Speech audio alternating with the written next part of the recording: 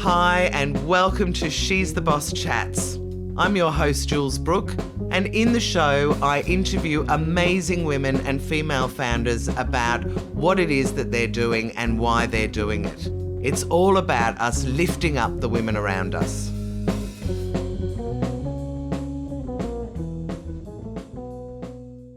Hi, Susan Jarvis. It is fantastic to have you on this show as my guest. Thank you so much for joining us. Oh, you're welcome, Jules, and thank you very much for the invitation. Oh, I'm thrilled that you said yes, to be honest. So we've known each other probably for the last couple of years, I think, when you just started launching your business.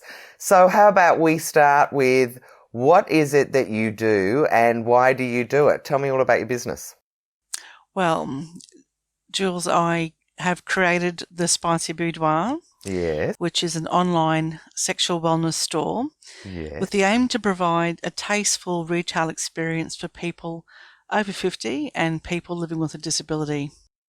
I love it. That is just so out there, as I told you at the time. I remember when you first rang me and I was like, oh my God, that's such a good idea and that's so weird all at the same time. I've grown up a little bit since then. It may not be because I've discovered sex toys aren't so bad at all, but we're not going to go into me. This is all about you. No, but I am very proud of you. So tell me, why did you set it up though? I mean, obviously you saw a gap. Why? How? Okay, well, initially, I mean, there is a bit of a story there. Well, luckily we have a lot of time, so start at the beginning and tell me the whole story. Okay, well, initially, I've always enjoyed sex. Yes. And, well, I'm sorry, I'll take that back. For the last 15 years, I've been enjoying my sexuality, and it really has boosted my confidence. And in the back of my mind, I've always wanted to help other people, particularly women, to embrace their sexuality. Now, a friend of mine approached me one day and said, someone I know is selling their business, and it's a party plan business selling adult toys. And she said, you'd be really good at that. And I knew, yes, I would. Right, so immediately your little ears pricked up and you went, ooh, this might be something actually meant for me. Exactly. So I went along and met the person who owned that business and went through, did my research, looked at the market, and I was caught up with a couple of things that stood out. One, that the business itself was quite, I have to say tacky. Yeah. The imagery. Which isn't hard in that industry, is it? No, it's pretty much the standard, though I think it is lifting. I agree. I think there are women now who got so fed up with the tack of the XXX porn kind of shop that they are probably over the last 15 or 20 years, I reckon there's been women setting up these kind of things, but I don't know anyone that's targeting older people and disabled people. So no, well, that's right. And I did that because when I was doing my research, it became obvious to me very clearly that older people and people with disability are considered to be asexual by society and by the media and advertising industry. So that's what I want to change. And I felt that people in those markets didn't actually have a retailer focusing on them and their needs. Yeah, so and I mean, I'd have to say over 50. I mean, maybe it's just because I'm over 50, but I don't feel like that's old at all. I think we're just really reaching our sexual prime at that age. I know people used to say in our 30s, but I reckon it gets better and better as you get older. It does, Jules. Like, I'm 53 this year, and I've never felt more powerful in my whole life than I do now. And when I think about how I'll be like when I'm 80, I'll be even stronger. Yeah, when absolutely. I'm 80. So that was the moment that you decided to start your business. But so what happened from there? So you speak to this person who wants to sell their shop and tell me what happened after that. Okay. A brain spark. My gut feeling was telling me not to take that business, that I could do something better. Right. And the name, the Spicy Boudoir, was just popping into my head constantly. Mm. And so the first thing I did was I went and checked the business name register and so forth, and the .com and the .com.au. It was all available, so I took it as a sign. that was meant for me, and so I grabbed it when I could. Yeah. And then still not 100% convinced that this was the right move, because, like, my mum is still alive. How do I tell her, oh, Mum, I'm going to open up a sex shop? I think that is the most beautiful thing to say, because isn't it funny? You would think at the ripe old age of 53 that you wouldn't really care what your mother thought about it. And especially as you've just said, and I'm own myself and all the rest of it, but we are all like that. Well, I am with my mum as well. There's things that, and I have plenty of friends that might be sneaking a cigarette, but they don't want their mother to know, or, Yeah. We're still young. We just never really grow out of that in some ways. So, Yeah, okay, so she's alive and you didn't know how to tell her. No, that's right. So Mum wasn't part of my decision making, but the woman that I came across, and this is someone who's the turning point in making that decision, was I came across Joan Price, who is a senior sex advocate in the US.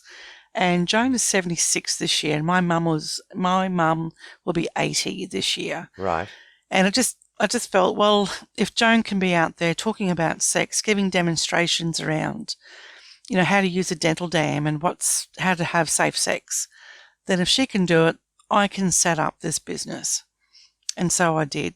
So the first thing that I just have to say from that is how surprising, but not really, that another woman has inspired you, because I think that that's what we do. And that's why one of the reasons I've set up She's the Boss is to inspire other women who go, oh, there's someone who's a bit like me. So, although I don't know that anyone is quite like you, Susan. Oh, thank you, Jules. Well, look, when you invited me to come on and talk to you, this is really what I also wanted to share, is about the inspiration, the spark that is lit by the women that you meet. Like, you've been one of them as well for me. Oh, thank you. Your own story, starting up, handle your own PR. Thank you. Through that GFC. And then all the guidance and help that you've given me, and through the handle your own PR coaching, because on my first day of business, I was in the news. Well, you were, but let's just wind a little bit back, because I don't want this to be a big rave about me. It's not really, this is all about you. So tell me, though, how, I just need to know sort of what happened then. So you've got this opportunity that you decided you were going to risk it. So how do you actually set it up? Because you were working full time at the same time, weren't you? That's right. Thankfully, I had long service up my sleeve. Yeah. And a fair chunk of recreation leave. So I actually went and applied for personal loan to get some funding, and I took 6 months leave from work. What is work, by the way? Because I do think that's a bit relevant to what it is you do. Okay, I won't name specifically where I'm working, but I do have a day job. I work in the public health industry. And didn't you say to me, so I could be wrong, is it palliative care? I have worked in the palliative care space, yeah, because I do remember, only as administration, not clinical. Yeah, I understand that, but I just thought that was really interesting, because when we had first talked, you also said when people are dying, they are also sexual people. That's right. Well, sexuality. Yeah. Yeah, sorry. We're sexual beings until we die. And look, this is a whole another tangent for another day, but sexuality still continues during that phase of until death. Yeah. In different forms, but it's still there.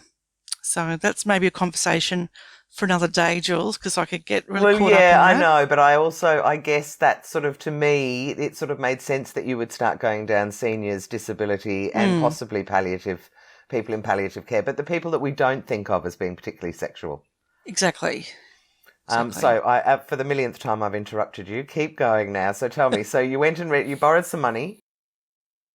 Yes, borrowed some money, invested time in researching what structure to go with my business. Mm-hmm. So being a first-time entrepreneur, certainly had I identified with myself, I had a lot of knowledge gaps about how to register a business, how to get your name sorted, finances. Will I go as a company? Will I go as a sole trader? what do I need for my website, how to research my market, how to research the product range and all that. And it was a huge learning journey, which I knew I couldn't do if I was working full time.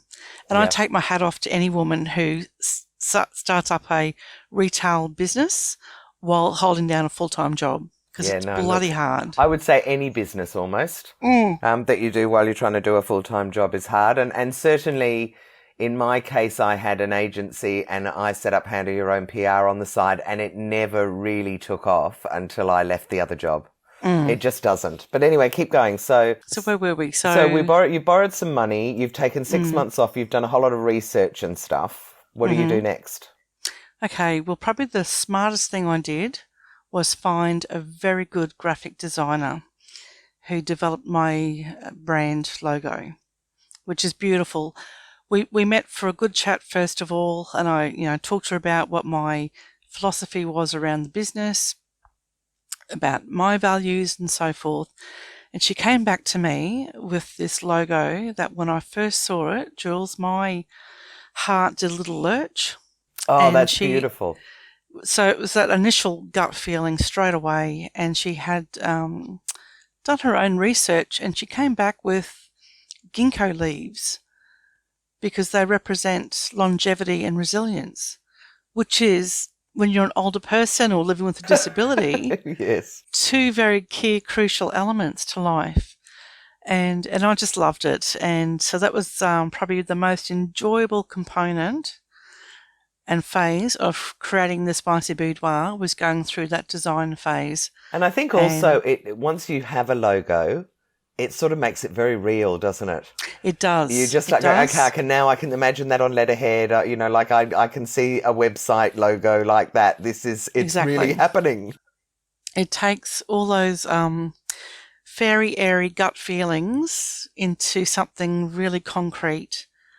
So, that was probably the best money I ever spent. Right. Where would you like me to go next? So next I'd like to know, right, so you've got a logo, and then what did you do? You created I guess what I'm interested in is not so much the process as some of the things that you've learned, because all we're trying to do now is empower other women as well. Okay. So what have you learned? What happened? Where were the interesting points in your journey towards setting up? Sure. Okay. Well, definitely getting the logo right. Yes. Okay, because that's a big investment. And one of the best pieces of advice I received about choosing the right logo was to look at the logo in it as if it was also signage on a business. Nice. Okay. Yeah. So my logo will print up beautifully on the back of a bus shelter, or a sign. I look sometimes at logos with all this, really beautiful scripting fonts that are really artistic, but you can't read them. No. So that would be one thing I would give as advice. Oh, Jules, you need a glass of champagne. I know I do. I've got a little frog in my throat, but luckily I've got some orange juice, which is probably better for me. It's not good. Choosing your platform for your e-commerce, I really, looking back, I regret the amount of money I spent on my website. Right. Okay, now I know I've got a good website, but I think I could have achieved an equal result had I gone down a different pathway of taking something out of a box ready to go. They took my platform and they did a lot of changes to it. So, well, that's interesting. That's an interesting insight that in hindsight, you reckon the stuff that comes out, are you talking like a WordPress or something like that, where you just need to kind of tweak it as opposed to build the whole thing from scratch? I actually went through a platform that had a theme ready to go, but the design of the website that I had developed with my graphic designer required a lot of changes to the theme that was available. Right. And so that's where the money was spent, on those developer changes and so forth. Whereas if I had just gone with someone like Shopify or a WordPress platform. Oh, so go for an e-commerce platform. Yes. So I do have I am on an e-commerce platform here in Australia, but because they tweaked it a lot to get it to the way I wanted it to be, in hindsight, I would have just stuck with Yeah. the simple theme and just made changes down the track. Yeah, So, there's always learnings though, aren't there? And yeah, before yeah. you launch a website, I think you think of it a little bit like print. And so you think it really does need to be perfect or as perfect as I can make it before I want to launch, because otherwise people will get the wrong idea or it won't guide them or whatever. Rather than, I guess now in hindsight, I know that I'd rather plop it up and make it live and then just start adjusting it from there, because you almost need customers to be going through it to start seeing where they're having issues in order to where to make the changes. Yeah. They become your testers, basically. Yeah, exactly. So that was probably the biggest learning curve. And then what about products? I mean, let's talk sex toys. Like, how did you find them? Did you test them all? And then, I guess, how do you sort of get the whole e-commerce bit working? Well, okay, so just going back to toys, because that's made me chuckle. I know, I saw. It's like I have this saying, so much honey, such little time. So that's been your favourite bit, is that fair to say? Oh, the product research investment time has been fabulous. Yes. My skin, I'd have to say my skin was the best I'd ever seen it, Jules. It was lovely and smooth from all of the pleasuring and orgasms. Let's get the word out there. Yeah, absolutely. Orgasms, intercourse, bring it on. Penis in vagina is not the standard of sex. It's just but one. yeah, What do you research mean has by been- that? It's just one of the ways. Exactly. A Right. lot of the media and if you look in television shows and so forth, they pretty much always represent the sexual act as being penis and vagina, or the woman achieving orgasm with no foreplay. Yeah, right. And we all know that's rubbish. No, that's right. I mean, I don't think there'd be very many women at all that would be up for it without the foreplay. No. So with product selection, I spent a lot of time doing my due diligence online, looking at other reviews, the manufacturers, looking at the materials that they've used. I also connected with a very good supplier here in Australia, which I learnt was the woman. Here we go, another woman. Yes, what a surprise! Who created this warehouse? She lived with a disability. Wow. Okay, so she has sadly since passed, but as soon as I heard that story, I knew that the supplier was the right relationship for me to have. Even though they don't stock every brand that I want to have, their values and the way they do business with me is so closely is more aligned. important. Yep. Yeah. So going back to my model of business, I do drop shipping. Right. What does that mean? Okay, which means I don't actually stock and hold the product myself. Right.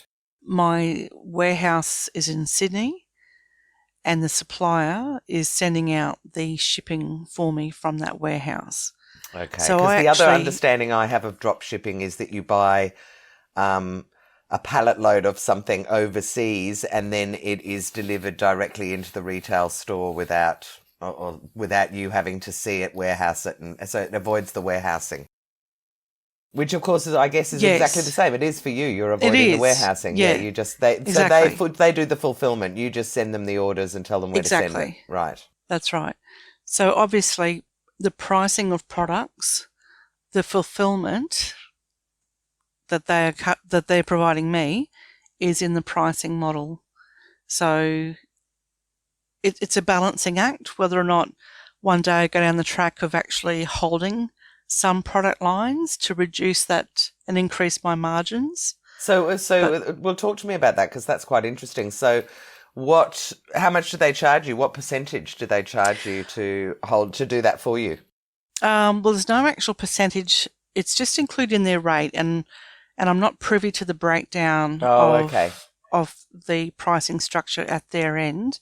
I do pay a courier fee, obviously. Yeah. And but you think that the wholesale price is higher, which would make sense.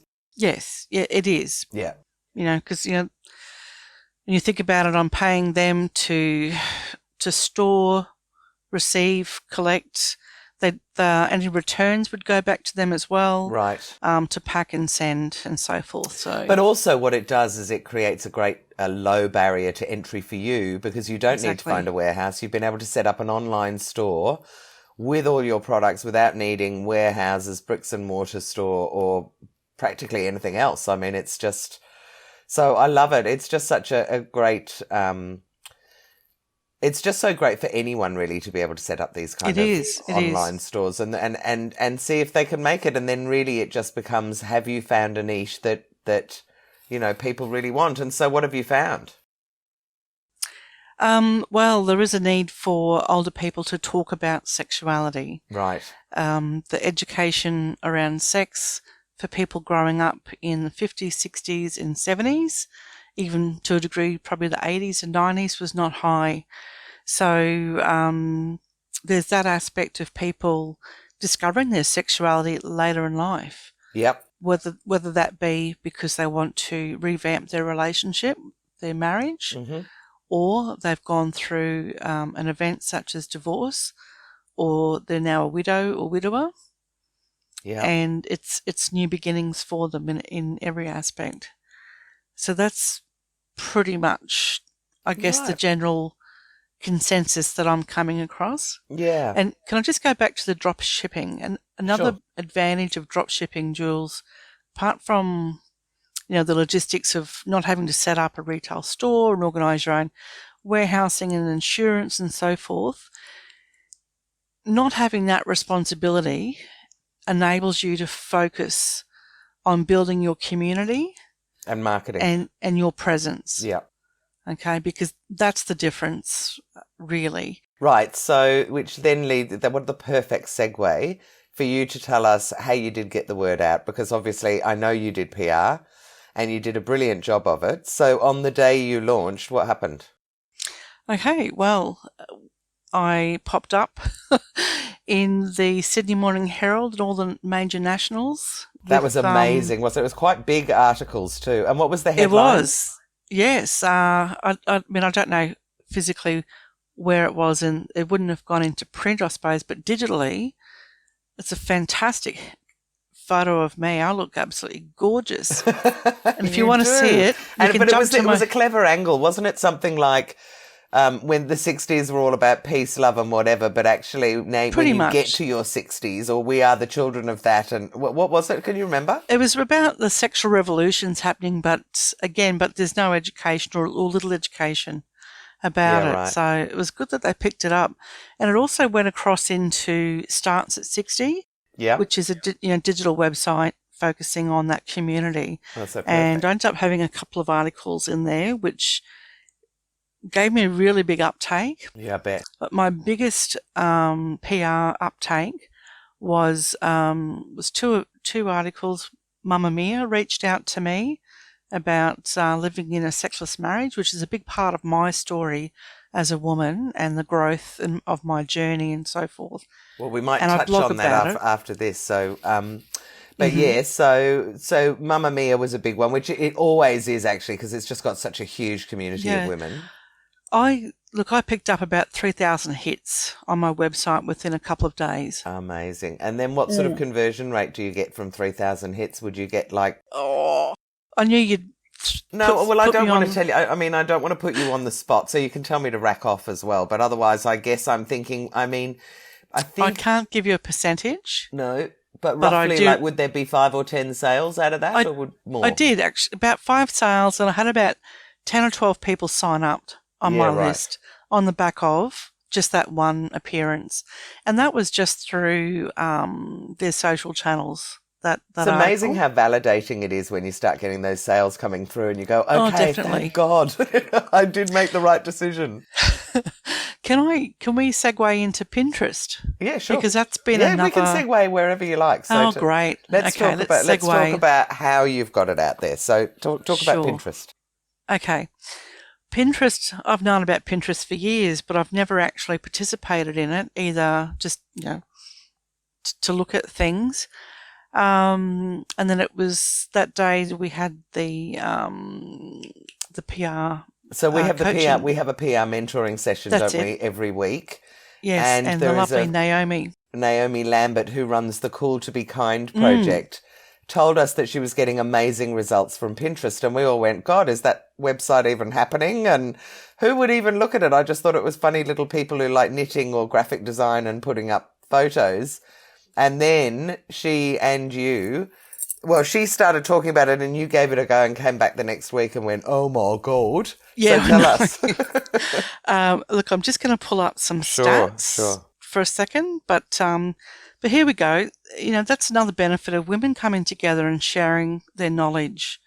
Because I know from Absolutely. Pinterest, I saw a leap in my website visits and a couple of sales but sign-ups more than anything. Right. So, And what are they signing up to, a newsletter or something? my newsletter Yep. cycle. So now I signed up to Pinterest around the 1st of March This year.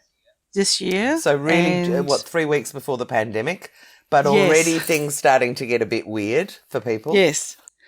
So my total audience during that time has just been about just over 15,000 people. Wow. Okay. And out of that, and look, I really don't know about the comparisons here on conversions and engagement, but about 1,200 have been engaged. Wow. So the audience is, where it's popped up in someone's feed. Yep. But the engagement is when people start clicking and coming into and looking and so forth. So, absolutely chuffed with Pinterest. Yeah, great. And you get to good spikes on your website. So did you have analytics on your website to show that they're coming through? Yes. So amazing. So pretty chuffed with that. And I really actually need to invest a bit more time to push it further. Thinking about it though, and I'm only thinking out loud, in some ways that's not surprising, because if there was anything that I associated with Pinterest, it was arts and crafts and collectors, and a lot of those are older people, aren't they? That's right. So really, that's a great one for you and your market. It is, because they're not on Instagram. Facebook, yes, but I'm finding my Instagram market is the 25 to 35 demographic. Yeah, which is great, but it's sort of not tapping into what you want. So the radio's probably is a good one. Have you done any radio interviews? Do you get spikes No, from that? I haven't actually. It would be interesting. It is on... I think particularly late night radio is very good for older people who aren't able to sleep in the same way, and they can probably talk about more things like sex at night as well. I could regale them all my stories. You could tell them all your stories with your dulcet tones. But anyway, let's just get back to business a little bit now. Now, you've named a couple of women that have helped you along the way, and I guess I could ask you the question that I normally ask people, which is, are there any women that specifically that have helped you along the way? But I think it might be nice for us to just have a little chat more about the community of women and how supportive they are in general, and what a sort of brains trust. And I only know that from my own community and your engagement with that on She's the Boss and with Handle Your Own PR, that it is very female dominated, and there's just a lot of nurturing and advice giving and, let me help you, and I tried to do that and it didn't work, try this other way, it works better, that kind of thing. Is that what you have found all the way through? Definitely. There's one particular group that I joined, which is where I came across you, Jules. Right. And that was the Lady Startup group on Facebook. Oh, Mia Friedman's group, yeah. Yes. So I never actually joined up the coaching session that they have, and I never actually dealt with anyone directly from Lady Startups. But being in that community, you are with other women who are walking the same path, and we're all at different journeys. Yeah. So it was a great starting point for me to when I first needed to learn about the business basics, getting your name sorted, company structure and all that sort of stuff. Yeah. Then when I needed to know more about social media, how to do stuff on Instagram, how to manage my content, Canva, that was the best starting point that I've ever experienced. And I did join some other groups as well, but I just found the atmosphere in Lady Startups was really Warm. warm Yeah, I and would have said almost that. loving as well. Yeah, I guess I should just say as an aside that I've been the sort of like PR mentor for Mia Friedman's Lady Startup course for the last year or so. I don't think I'll be doing very much of it going forward. I think I'm just kind of growing my own little community now, but it is a really nurturing group, and I talk about this a bit, and people say, "Oh my God, Jules, you're so deluded, and where have you been?" But I do find that being in a group of women who are all in the same position is incredibly empowering, and that they are very generous. Like, just people are very honest about the problems they're having and asking for help. And, I've just done my website, or I've got a logo. Is this a good one? Or, how do I find a supplier for X? Those sorts of things go on all the time, and people jump in and help.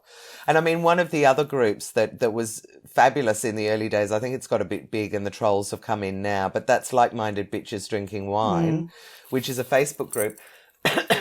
And the women in there in the early days, certainly, and I remember saying this to my boyfriend, it amazes me that you'll have a woman. So say, for instance, you've set up your business and you just haven't had any sales for ages and you're starting to get really depressed. These women are very, very honest about how they're feeling. So they come on and they go, I set up my website, a month ago, I haven't had any sales. Can you all go on and have a look and tell me, if there's anything you can see? And women will do that. But the interesting thing to me is not only do they offer advice, but in a lot of cases they go and purchase. Have you noticed that? And it happened for a friend of mine with a laundry brand, and we put up a post saying she's got $15,000 worth of stock and she really needed to sell it, and 279 women went on and purchased. Gosh, maybe I should try that. You should. It's called Red Star and it's fabulous. But it wasn't that for me. It was more, I remember saying to my partner, I don't know any other sites other than women's groups that this happens. I don't reckon blokes could go, oh, I'm really stuck, I don't know what to do, no one's bought from my site. And all these guys would go, don't worry about it, mate, we'll go and buy some products for you. I just don't think it happens like that. No. And my theory, Jules, is that women, we're comfortable with being, sorry, that's probably not quite the right way to start it. We're used to being vulnerable in many different ways. Yeah. Okay. And we're more open to sharing that. And we're more open to receiving help. Yes. And more open for receiving feedback. So if anyone listening to your podcast today would like to help support a woman in her 50s who set out to start a business to build her financial future, because after a divorce and health, I'm not rolling in money, then please visit thespicyboudoir.com and have some fun. Help yourself with a vibrator or something. Exactly. So can you tell me some of the pivotal moments along the way? Have you had any other, obviously the launch was a huge success because you did get a whole lot of media love, but were there any big disasters that have happened that, that you thought, God, why am I even doing this? Yes. Can you tell it? Are you up for sharing it? You don't have to. Yes, I am. Never scared to share. Well, look, touch wood, thankfully I've never had any issues technically with the website. Yeah. So I've never had downtime. But I have wondered, and I'm going to swear, what the fuck would I do if my website fell over? So I do have peace of mind in that the company that I went with, they are strong in that regard technically. And their support is pretty good. So, but in the last 6 months since Christmas, 6 months into my business journey, we had the devastating fires in Australia. Oh, yeah. So we're talking about the bushfires last Christmas. Yes. Absolutely awful, hideous, terrifying.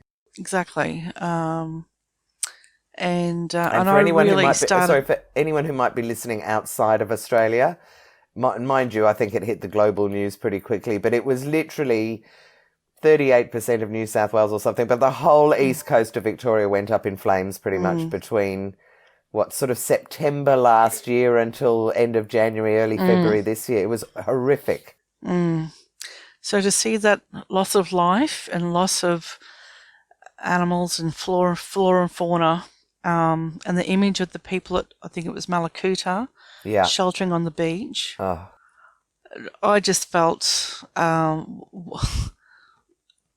am I doing this business? right. What's the point of it? It just felt pointless. It just feels frivolous sometimes, doesn't it? does, You're sort of like, yes, here and we are talking how- about life and death, and I'm talking sex toys. Exactly. How could I be talking about sex? And then another lady in my horizon that I follow, and I'm a huge fan of her, Right. as I think you are as well, and that's the fantastic Kate Toon. Oh my God, yes, I've only discovered Kate in the last 6 months. I okay. love her. I love Kate. I would turn for Kate. Kate, if you're listening.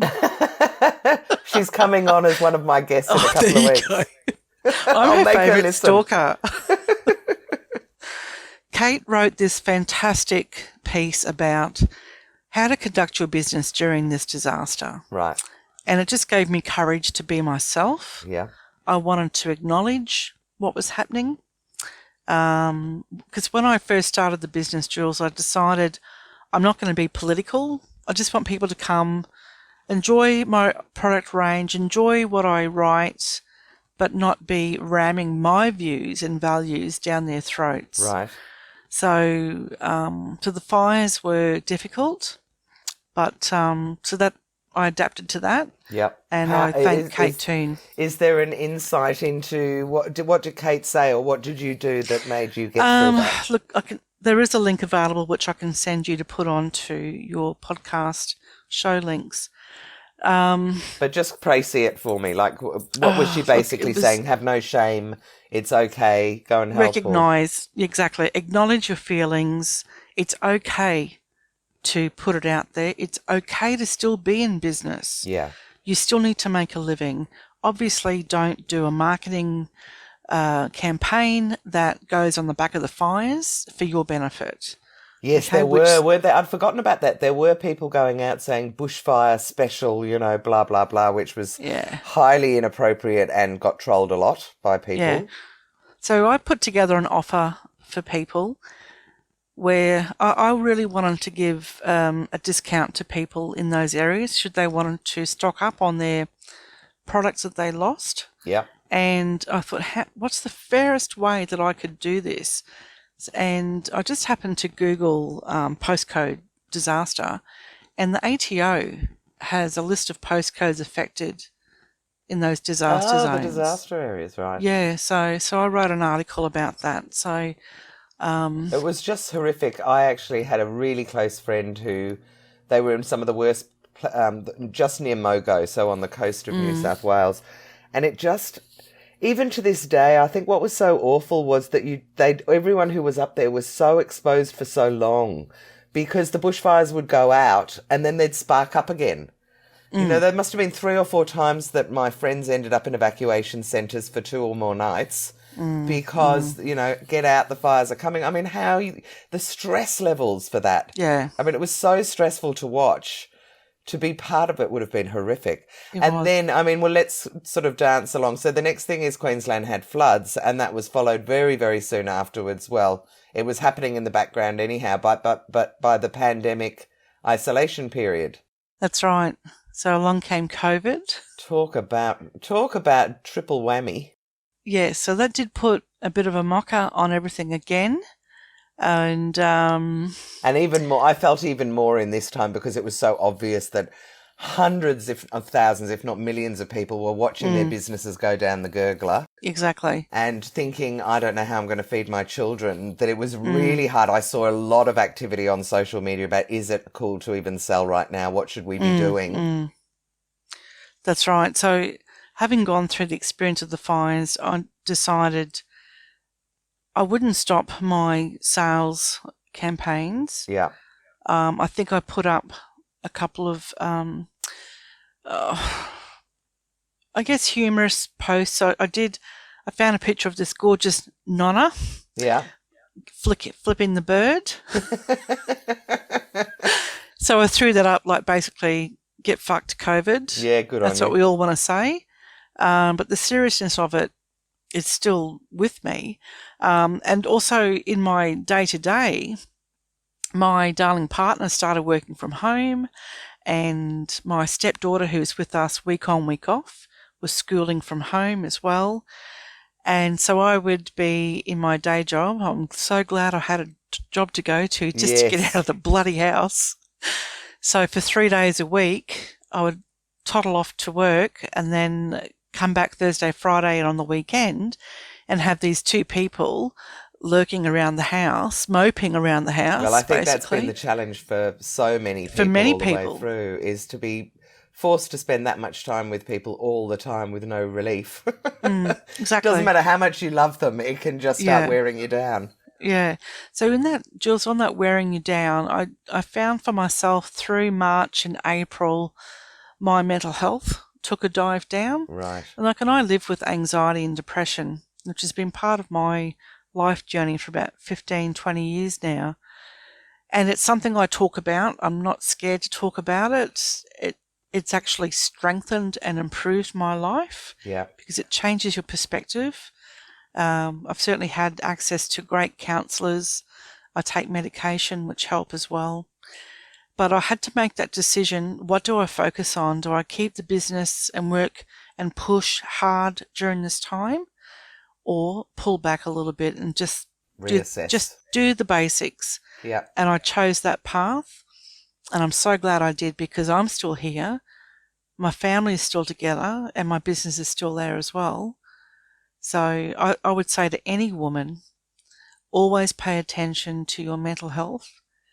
And don't put yourself last. Absolutely. Really don't put yourself last. And it's just so endemic in us, isn't it, that we don't put ourselves first. And I mean, you don't even have to put yourself first. You just need to put yourself on an equal footing with those you love, even.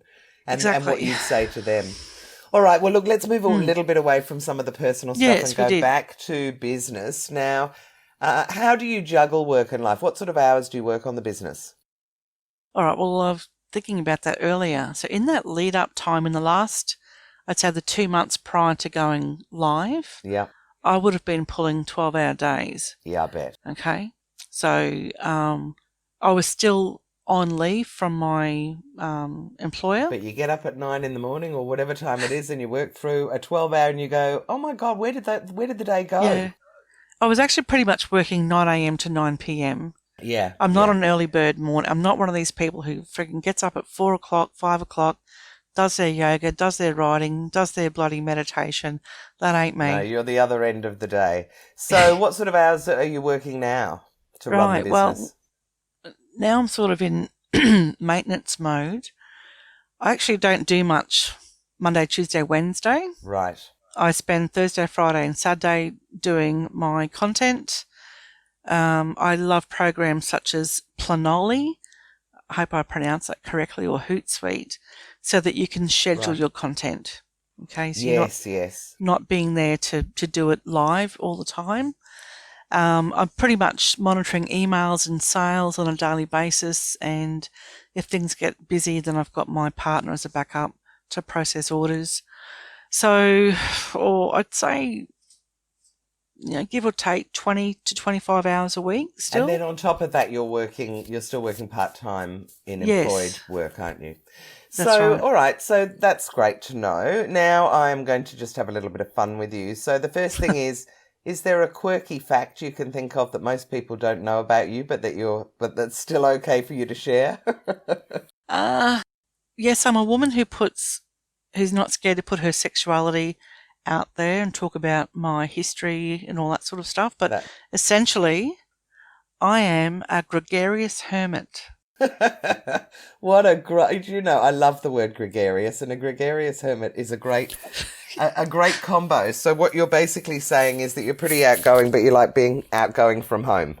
Exactly, and I'm happy in my own company as well. And so really the pandemic in a lot of ways I think just is absolutely perfect for gregarious hermits, because you can be social and you don't have to leave home. Exactly. Well said. Yeah, great. Okay, and now just a little sort of wind up before the end.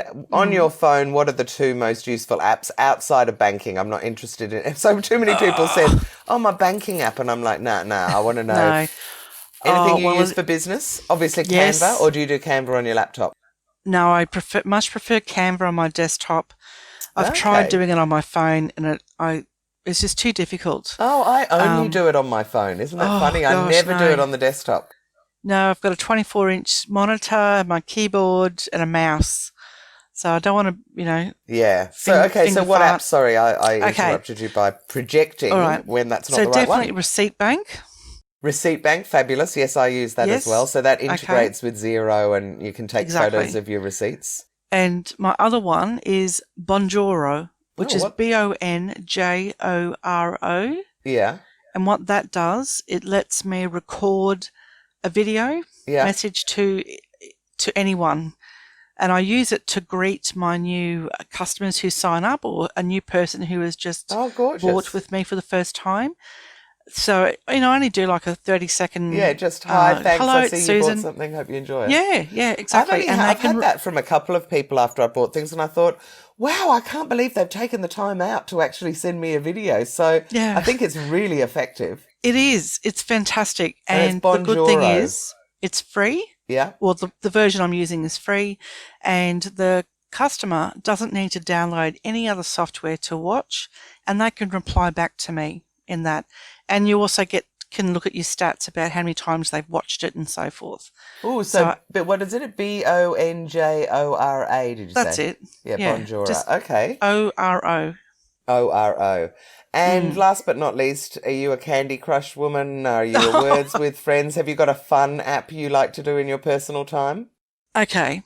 When I need downtime to actually relax my brain, my go-to is YouTube. I look for animal videos. In particular, I watch gorillas. Oh, you're a gorilla video woman. I never would have picked that for you. And cats.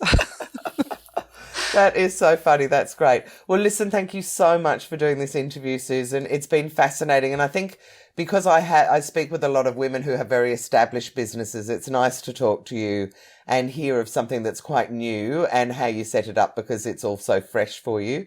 So I really appreciate you spending the time, and thank you. It's been great. Thanks, Jules. Always love catching up with you. Next time, hopefully I can get from Queensland to Melbourne, and I'll be there for one of your ladies' lunches. Oh, that would be fantastic.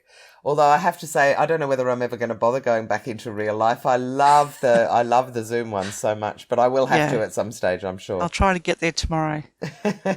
All right, thank you. Thanks for having me. Really appreciate it. No problem.